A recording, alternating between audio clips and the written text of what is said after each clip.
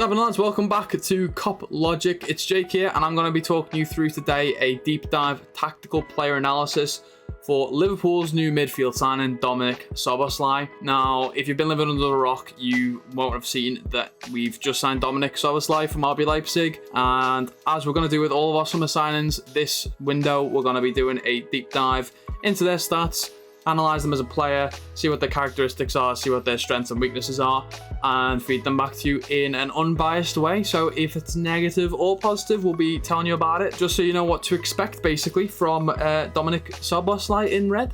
So as you can see here, I've got a fancy Excel spreadsheet with the first off the thumbnail, just as a bit of a splash screen.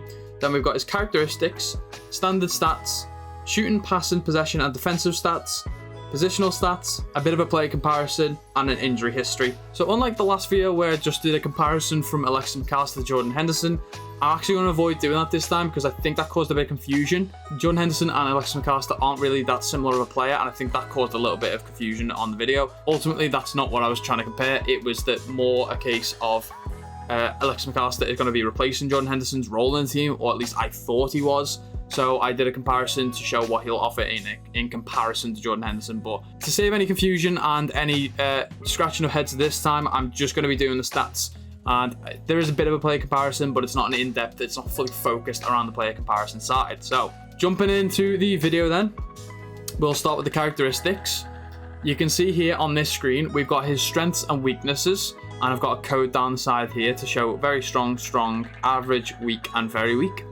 And we've got style play as well. Now these stats in specific, or these stats in particular, were provided by WhoScored. So thank you to WhoScored.com for letting me nab this off your site.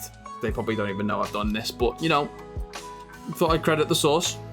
Anyway, looking into the strengths first of all, so you can see there he's very strong at crossing, and he's strong in through balls, key passes, passing, dribbling, long shots, direct free kicks, set pieces, possession and hold on to the ball, and his defensive contribution is strong as well. Nothing to critique there, it's very good. The fact that he's got all those attributes as strengths, I'm quite happy with. His one weakness, which isn't even that significant of a weakness, is apparently his discipline. Now, I think that will probably change anyway. That's probably just that he had, you know, a few more yellow cards than what he should have done. And ultimately, I think I could just train that out of him because we're one of the friendliest teams in the league to play. I mean, maybe last year was different, but a couple of seasons ago, we won the award where we have the least amount of yellow cards, and I think we won that back to back. So I think discipline, that kind of thing, he'll get trained out of. We obviously saw something similar with Darwin at the start of the season where he headbutted a fella, and he showed no other signs of lack of control. So I think that's something that will get trained out of him, even if it does exist. I don't think he's got a particularly bad issue with discipline, at least from what I know and have heard. I can't see this being a major, you know, gripe of signing Dominik Szoboszlai. So we'll just move on from that. His style of play is that he likes to do layoffs. Now I've seen reports and some suggestions that he has this thing that he likes to do where he can lay the ball off to someone else and put a pass in, which is pretty hard to read. I don't know exactly how it's hard to read, if it's something like he tricks you with his eyes or, you know, feints with his body or anything along those lines. I just know that it's a thing, it's a specific trait to him, at least according to Leipzig fans. And they all share the opinion, or at least the ones I've read, all share the opinion that it's going to be a very useful technique for a Premier League player. So I'm pretty happy to hear that, especially coming from Leipzig fans. They've obviously watched them the last couple of seasons, so they'll know a lot about him. And they seem to think it's a very good, strong, positive attribute or technique, so to speak. So happy days, love that. He likes to put a cross in.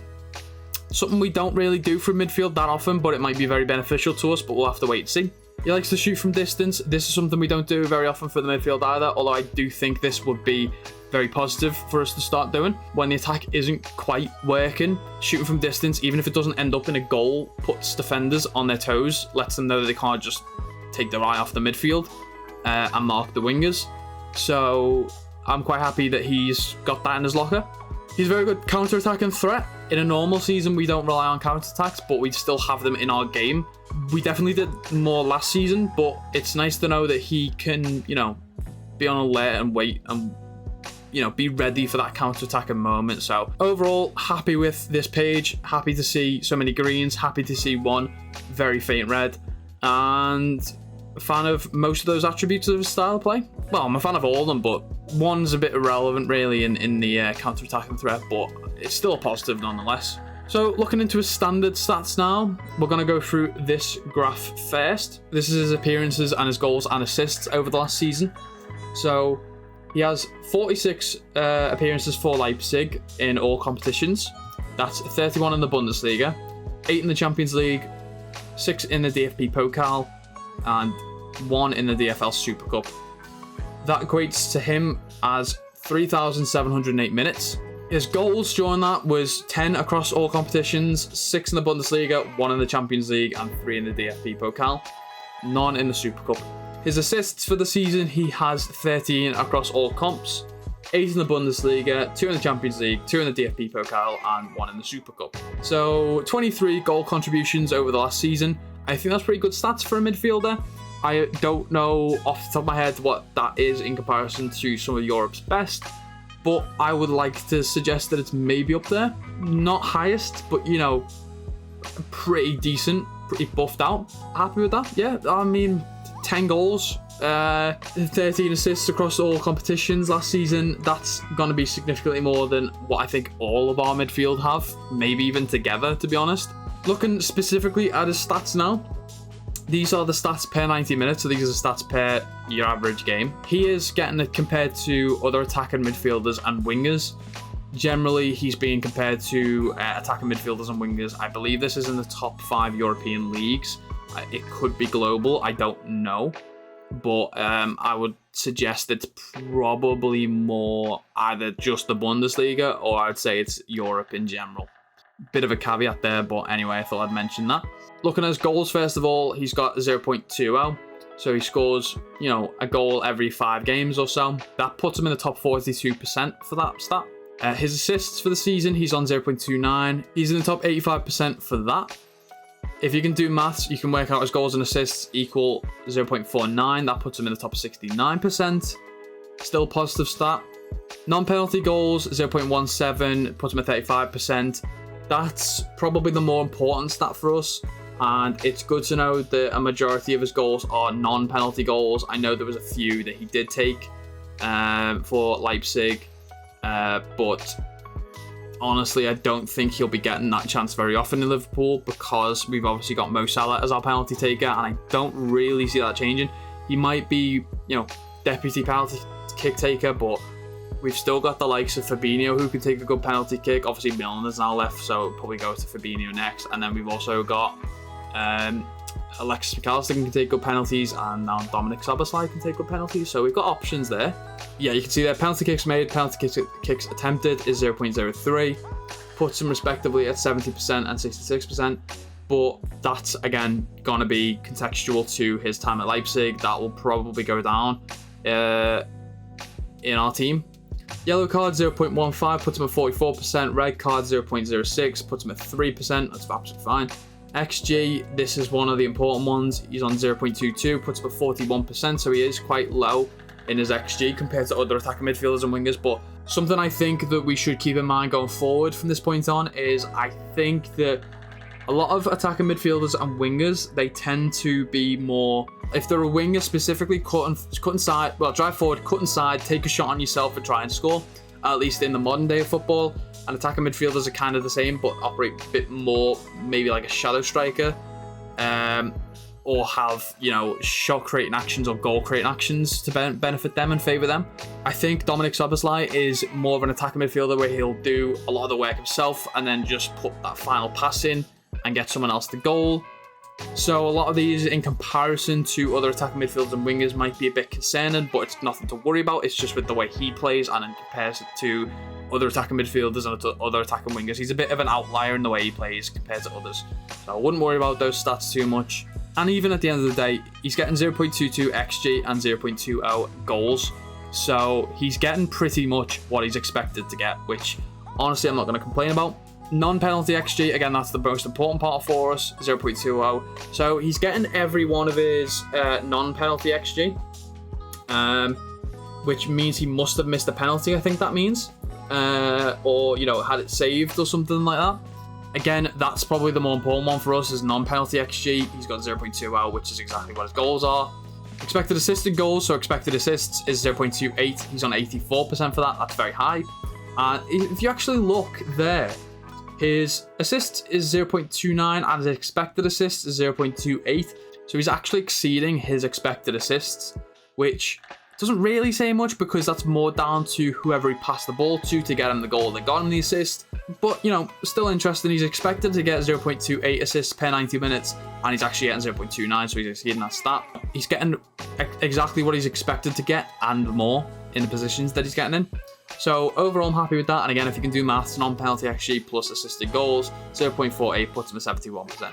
As I said before, compared to other attacking midfielders and wingers, he's, you know, smashing it in his expected assists and he's smashing it in his actual assists as well. So progressive carries, that sits at 2.62, puts him at 30%.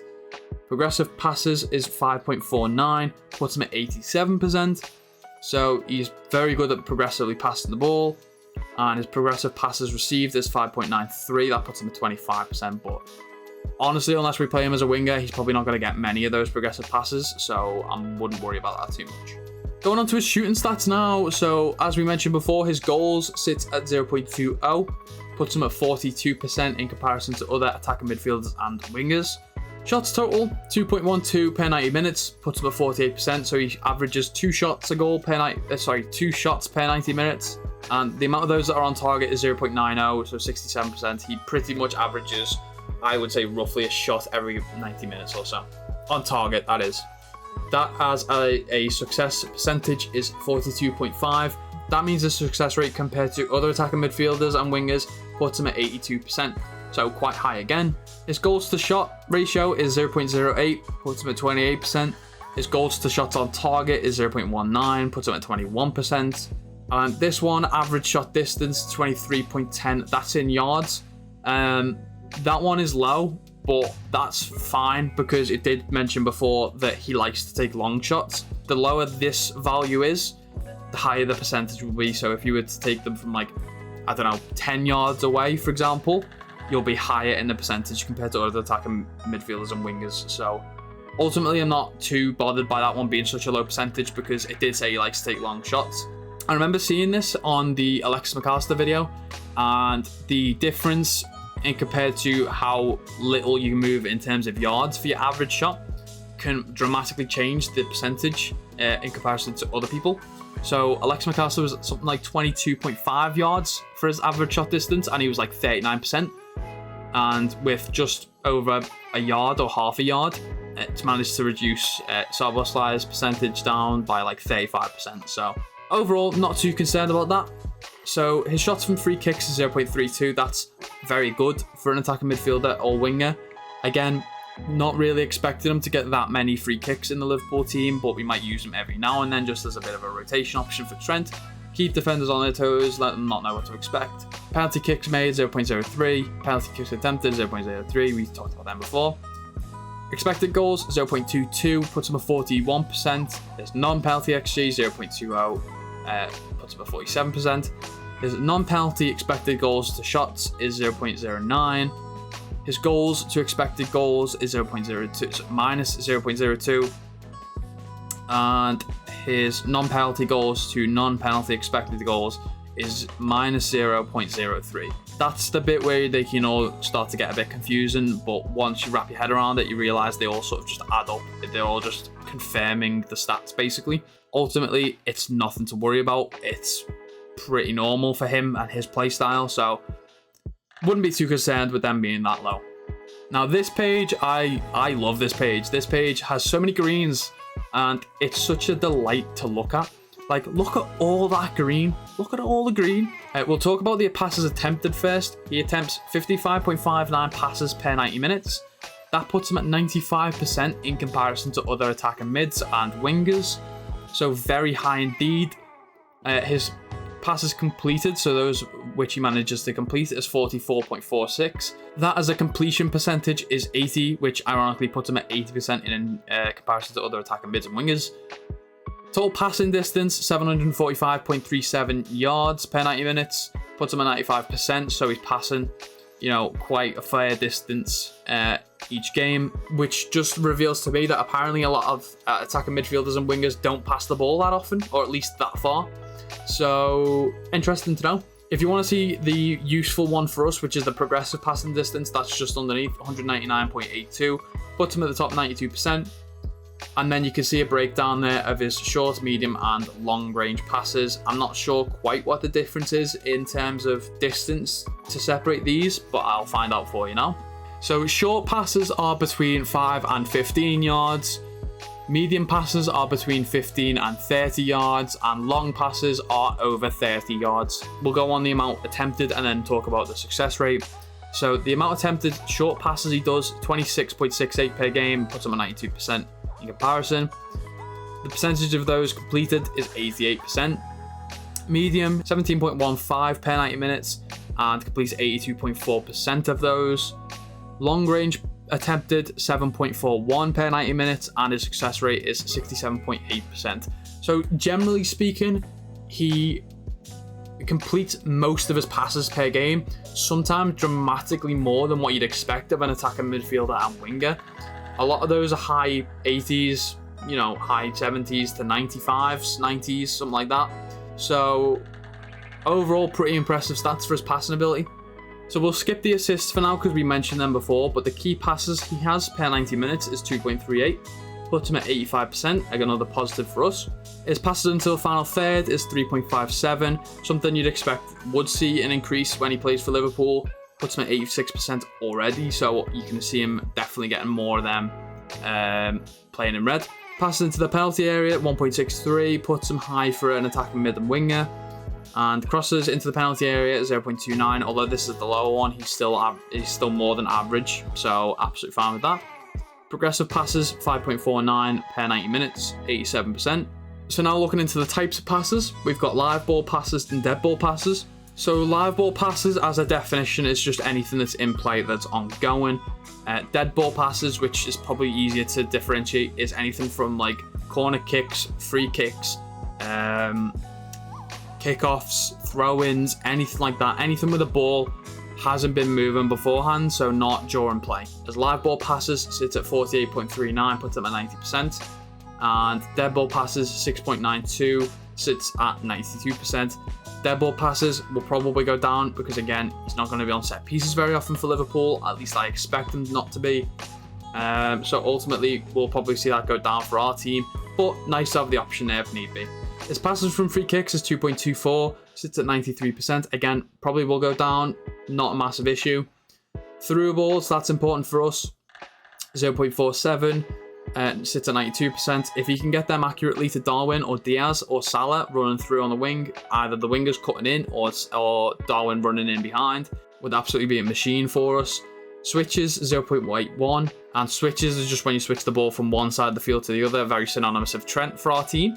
Sitting again at 92%, very high, which is very good for us. If he's in a bit of a predicament and he needs to get the ball across, or he sees the ball is able to be switched across to the other side because there's a lot of space for maybe he plays on the right, so Robbo, or if he plays on the left, Trent or Salah, he has the ability to switch the ball accurately and properly, so positive for us. Crosses sits at 4.24, 71% for them. Crosses, again, from the midfield, we don't see them very often, but I think they might be a very good factor in for us. Like, we seem to be getting a lot more taller people in now, so maybe, you know, not directly from a free kick, but if he's on the edge of the box when a free kick's being taken and he gets that second ball, if he whips it in, might get a goal from that. Throw-ins taken, 1.92, puts him at 97%. Again, just don't really expect that to increase or even stay the same. I expect that to go down. Corner kicks, 2.47. Again, will go down, pretty redundant for us. But it is interesting to see that he does prefer outswingers, so he's got a preference. Passes completed we've gone through, but passes offside is 0.29 and passes blocked is 1.48. Generally speaking, he'll have 3 passes blocked every 2 games, which ultimately is not really that much of a concern, at least in my opinion. His goal and shot creation, I could have put this in the shooting category, but because he's not that kind of player, I decided to stick it in his passing page. So we'll go through them now. Shot creating actions. If you don't know what shot creating actions are, it's anything that he does that results in a shot being created. 5.09, 91%. You can see there exactly how. So shot creating actions from a live pass, 3.23, so that's the most common one. So a lot of his shot creating actions will be from live passes, but he does still have a very high percentage for dead ball passes, which is 1.02, puts him at 88% for that. And then you can see there shot creating actions from a take on, a shot, a foul, or a defensive action as well. Goal creating actions, which is the same thing but results in a goal rather than just a shot, is 0.61, puts him at 77%. Again, most of them come from live passes, so that's to be expected really. Nothing really surprising there, to be honest. So taking a dive into his possession stats now. Per every game or per every 90 minutes, he gets 66.66 touches. That is more than most attacking midfielders and wingers. So he gets involved in the game a lot. He gets involved in play, build up. Ultimately doesn't go missing, doesn't go hiding, and ultimately actually gets stuck in and gets involved. You can see most of them are in the midfield third, and most of them are from live ball, so in play. And to be fair, in comparison to other attacking midfielders and wingers, he gets in the defensive positions quite a lot and has a lot of defensive actions. So ultimately, we've signed a bit of an all-round player in terms of, going forward and tracking back by the looks of it. His take-on attempts are 3.52, and that puts him at 46%. Again, not really a standard typical winger where they might try and beat their man and run past them, and same for an attacking midfielder. So ultimately not too surprised at that being lower than the average, and also not really that much of an issue with it. Those of which that are successful that he takes on is 1.69, puts him at 58%. If you like that as a percentage, 47.9. So compared to other attacking midfielders and wingers, the amount that he tries and the amount he succeeds with is actually quite high. Even though he doesn't take that many on, he's quite successful with them. So he likes to pick his moments and win them properly, which shows good decision making, to be honest. Times tackled during a take on is 1.45, puts him at 56%, and tackled during a take on percentage is 41.3%. Carries, which is just when you control the ball with your feet as you're moving in a direction, is 40.60, puts him at 82%. Total carrying distance is 213.97 yards, puts him at 61% in comparison to other attacking midfielders and wingers, which, to be honest, that one is a bit of a surprise. I would have thought other attacking midfielders and wingers would have carried it, not even just progressively, but in any direction. I would have thought they would have carried it further, at least most anyway, but apparently not. His progressive carrying, which is just forward in the attacking direction, is 102.87, puts him at 62%, so very similar percentages there. Progressive carries, as we mentioned, is 2.62 per game, and that puts him quite low, so he doesn't do it very often, but when he does, he manages to do it quite far distance. His carries into the final third at 2.50, puts him at 75%. Carries into penalty area at 0.49, puts him at 18%, so he doesn't often carry the ball into the penalty area. I assume that's because he'll get to the penalty box and then lay it off to someone else who will finish the attack for him. So miscontrols is at 1.80, that puts him at 79%, so he's actually not getting as many miscontrols as he is compared to other wingers and attacking mids, and he's dispossessed less as well. He's at 1.22 per game, which puts him at 67%. So other attacking midfielders and wingers are getting more miscontrols and they're getting dispossessed a lot more as well. That's a good start for a Jurgen Klopp possession-based team, which is how we like to play.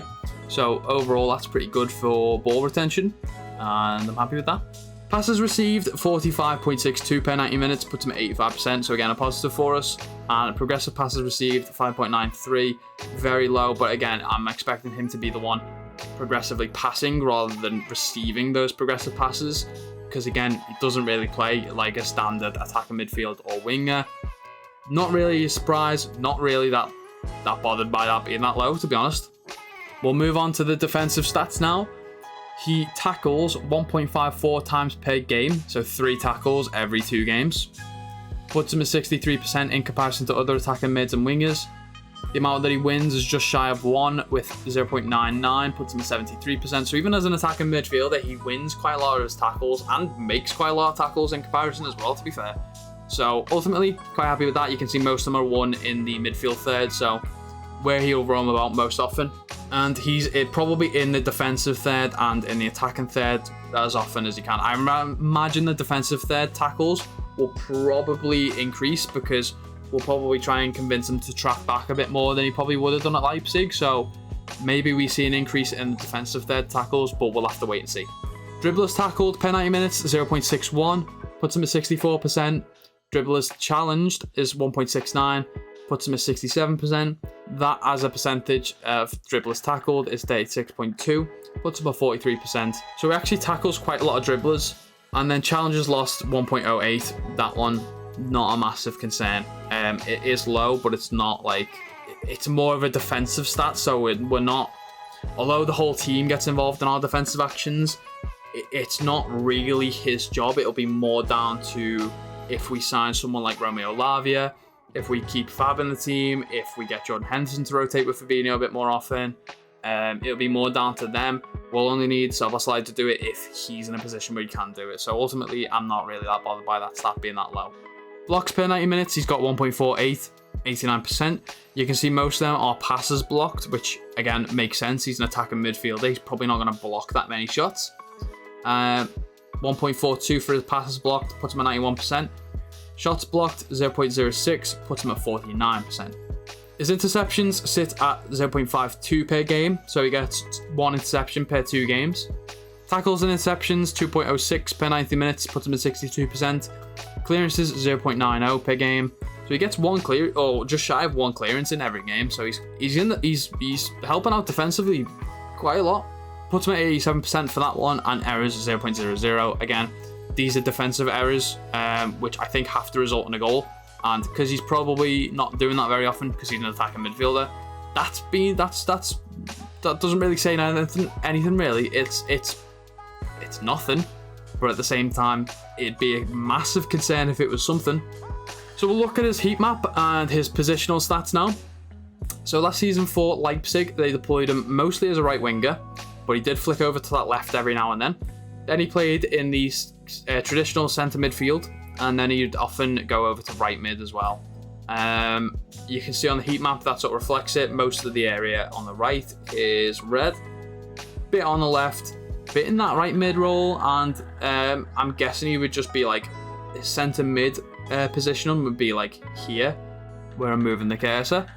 And you can obviously see there he used to do the kickoffs and he used to do the corners as well. So you can see those stats there. Interestingly though, the left mid role is more red/orangey than I expected it to be, but I don't really know what happened there. But it's just a bit of a surprise to see that bit as, you know, hot as it is. So that graph was provided by Opta Analyst, and this one, the heat map, was provided by SofaScore. So again, thank you to those guys for letting me nab those off your sites. You had no idea I was doing it, but I did it. So looking at a player comparison now, this is a bit of a weird one because we've not really had a midfielder that's a bit like Szoboszlai. At least, you know, until recently, in my opinion. I'll explain more of that later on. But what I decided to do here is compare Szoboszlai to Harvey Elliott, because I think of the current players we still have, he's probably most similar to Harvey. And we've got Ox as well from the 1920 season, the season we won the title. The reason I did the season we won the title is because obviously Ox hasn't had much game time for us over the last few years. And I think overall I would have said of our, you know, last 5 years, Ox is probably the most similar player to Szoboszlai. So I'll compare him, or his best season, to Szoboszlai. So that was the 1920 season. So with that explained, the goals, Ox just beat Szoboszlai. Only just. That must be like a 1, maybe 2 goal difference, if that. Then Szoboszlai takes it, and then it's Harvey with, I think, probably 0 by the looks of it. Assists, Szoboszlai takes that one. Harvey Elliott just in front of Oxlade-Chamberlain from the 1920 season. Expected goals, again, Szoboszlai takes it. Ox manages to regain that position over Harvey. Goal create actions goes from Szoboszlai to Harvey to Ox in the 1920 season. So far as we can see, Szoboszlai is managing to, be top of most things, if not very close to. Expected assists, again, Szoboszlai takes it, then Harvey, then Ox. Shots on target, you can't see that at the bottom, but that is shots on target. Szoboszlai takes it, Harvey very close second, and then Ox a bit below. Tackles, Harvey and Szoboszlai seem to have very similar, if not the same. And then Oxlade-Chamberlain quite far behind. Key passes, Szoboszlai's out in front, very clear of Harvey and Ox. Passes into final third, Ox does take this one, Harvey then second, but very closely behind. You've got Szoboszlai. That will probably increase with Liverpool anyway, so I wouldn't worry about, comparing him to Ox and being, oh, he's worse than Oxlade-Chamberlain. That's probably going to increase playing for Liverpool anyway for him. So, shot creating actions, again, Szoboszlai takes it and is out in front, with Harvey second and Oxlade-Chamberlain third.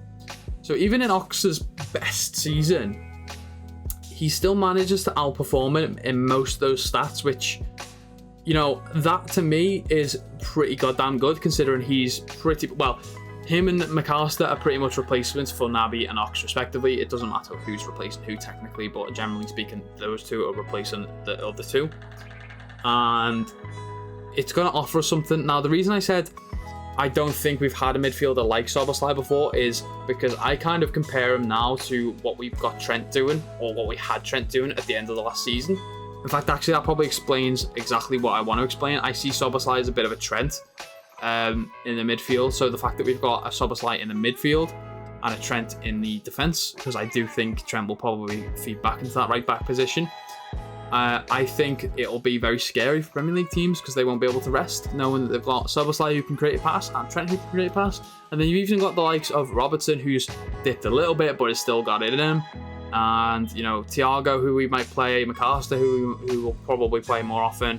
Ultimately, we've got a very good, strong passing midfield now, or chance-creating midfield, so I'm very happy with that. So looking at his injury history, this is very important for Liverpool, because obviously we've just lost Oxlade-Chamberlain and Naby Keita, who, between them, were just always in the hospital. I don't think I ever saw them both on the pitch at the same time, at least for a few years. So we're going to look into his injury record. In the 2018-2019 season, he had a torn ankle ligament, which kept him out from the 17th of August 2018 till the 13th of September 2018. Kept him out for 27 days, and he missed 5 games for Salzburg, that is. In 2020 to 2021, he had abductor problems. That kept him out from the December 22nd, 2020 to July the 1st, 2021. That was his most significant injury with 191 days. He missed 52 games for Salzburg and Leipzig. That means he must have got a move in the winter window, and he must have been injured during his move, which is weird. Because, how did he pass his medical then, unless they just overlooked the adductor? But a bit of a weird one anyway. And then his most recent injury is the 2021 to 2022 season. We had ankle problems. They only lasted 4 days, and he only missed 1 game for Leipzig. So overall, a significant improvement on Ox and Keita's injury record, so very happy with that. And with that, that concludes Dominik Szoboszlai's deep dive tactical player analysis. God, that's a mouthful. A few surprising stats there. It sort of shows that he's not a classic attacker midfielder or winger. I think we'll definitely have him playing a bit more in the midfield rather than going forward. Obviously, Leipzig played him primarily from the right wing last time. It's nice to know, to be honest, that he can do that, because we've got Mo Salah who plays most of our games, but it's nice to know we can rotate him with Szoboszlai if we want to.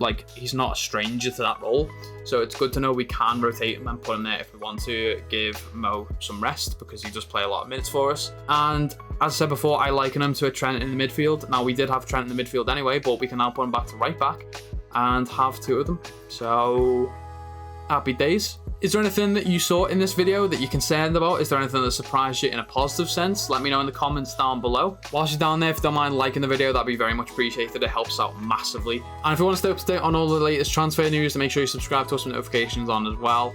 It looks like it's going to be a very busy week for Liverpool, which means it's going to be a very busy week for Cop Logic. So make sure you don't miss any updates and subscribe to us with notifications on. For now though, I'll see you in the next vid. In a bit, lads.